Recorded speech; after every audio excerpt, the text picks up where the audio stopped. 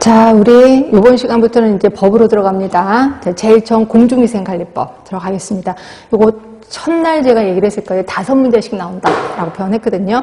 그래서 주로 나왔던 거, 이게 되게 신기한 게 뭐냐면 나왔던 문제가 똑같이 나오진 않아요. 똑같은 문제가 나오진 않는데 그쪽 부분이 나와요. 예를 들어서 2조 정의 부분, 그러니까 정의 부분은 좀 단골 문제거든요.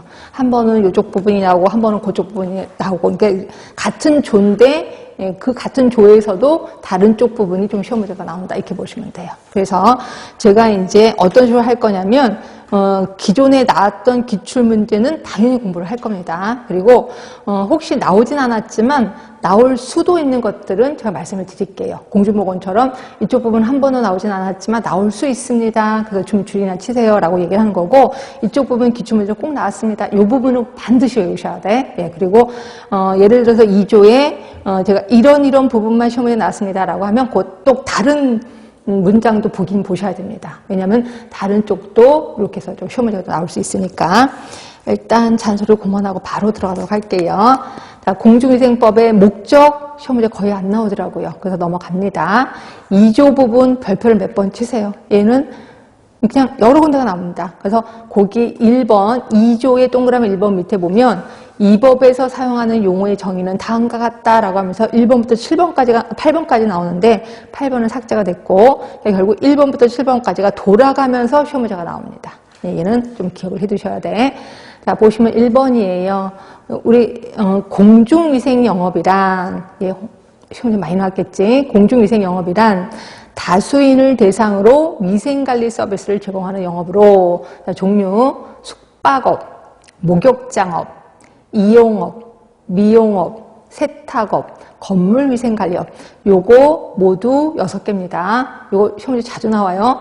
공중위생영업에 해당하지 않는 건 뭐냐, 이런 식으로 하면서 다른 엉뚱한 게 나오는 거죠. 하여튼 요 6개를 공중위생영업이라고 표현하는 거고요. 이 중에서 숙박업이요. 자, 숙박업은 손님이 잠을 자고 머물 수 있도록 시설 및 설비 등의 서비스를 제공하는 영업을 얘기한다. 다만 농어촌에 소지하는 민박은 제외되는 겁니다. 항상 법은 제외되는 게 시험 문제 나오더라고요. 그래서 제외됩니다. 그러니까 농어촌에서 소지하는 민박은 숙박업이라고 하진 않아요.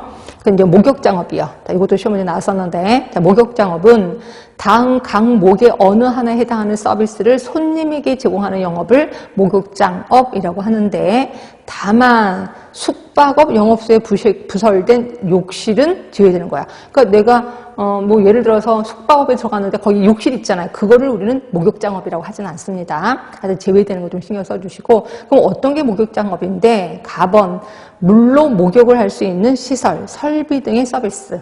아, 우리가 알고 있는 목욕탕인 것 같아요. 나번 맥방석, 황토, 옥 등을 직접 또는 간접 가열해서 발생하는 열기, 원적외선 등을 이용해서 땀을 낼 수 있는 시설. 우리가 알고 있는 뭐 땀 내는 데 있잖아요. 사우나 이런 데를 얘기하는 것 같아요. 이런 거를 우리 목욕장업이라고 하는구나. 그러면 이용업입니다. 얘는 시험 문제 아직 안 나왔어요. 이용업이란 손님의 머리카락 또는 수염을 깎거나 다듬는 등의 방법으로 손님의 용모를 다정하게 하는 영업을 이용업이라고 해요. 그렇죠? 그런데 여기서 미용업, 손님의 얼굴, 머리, 피부, 손톱, 발톱 등을 손질해서 손님의 외모를 아름답게 꾸며서 아름답게 꾸미는 다음의 각 영업. 그래서 일반 미용업이 있고, 나번에 피부 미용업, 그 다음에 네일 미용업, 라번에 화장 분장 미용업 등이 있습니다. 이 중에서 시험 문제는 피부 미용업이 시험 문제 나왔었어요. 그렇죠?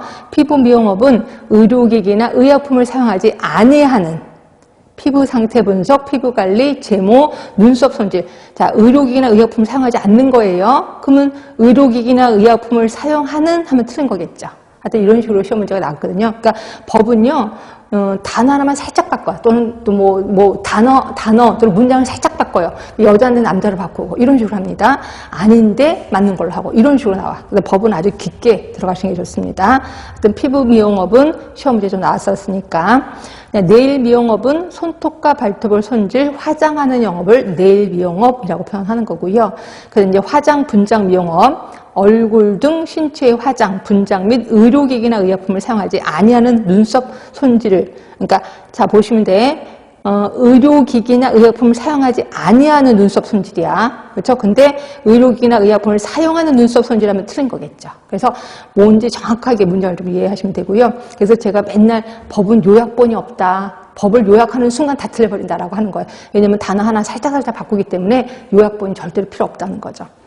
자, 그렇게 있고 다시 한번 얘기합니다. 지금 공중위생영업 1번 문제 나왔고 3번에 목욕장업 시험 문제 나왔습니다.